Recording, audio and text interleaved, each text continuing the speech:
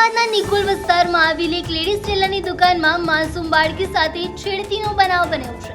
દુકાનમાં કામ કરતા 65 વર્ષીય વૃદ્ધ કર્મચારી ભરત પરમારે ઊંઘી રહેલી બાળકીની બાજુમાં બેસીને શારીરિક અડપલા કર્યા હતા, જે સીસીટીવીમાં સ્પષ્ટપણે કેદ થયું હતું।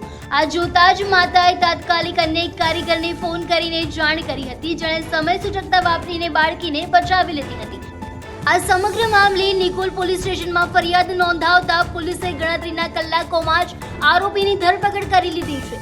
ઉલ્લેખનીય છે કે આરોપી છેલ્લા 7 વર્ષથી ત્યાં કામ કરી રહ્યો હતો, છતાં પણ તેણે આવી શરમજનક હરકત કરી હતી। વ્યક્તિ કે જેનું નામ છે ભરતકુમાર પરમાર, એ પોતે આ છોકરીની બાજુમાં બેઠેલા હતા અને છોકરીને શારીરિક અડપલા કરતા હતા, જેને કારણે થઈને એ લોકો તરત જ દુકાનમાં જે બીજો એક અન્ય વ્યક્તિ કામ કરતો હતો અને ફોન કરીને ત્યાં આગળ જવા કહેતા એ વ્યક્તિએ પણ આ જે ભરતકુમાર પરમાર છે આ 9 વર્ષની સગીર બાળાને શરીરે અડપલા કરતો હતો અને એમાંથી એને તરત એ વ્યક્તિએ લઈ લીધેલી। ત્યારબાદ બેન અને ઓનર પણ ટૂંક જ સમયમાં એ દુકાન પર આવી ગયેલા હતા, જેના આધારે આ જે બેન છે એની ફરિયાદ લઈને આરોપીની વિરુદ્ધમાં પોક્સોની કલમ દાખલ એટલે ગુનો દાખલ કરવામાં આવેલો છે અને આરોપીની ધરપકડ કરવામાં આવેલી છે।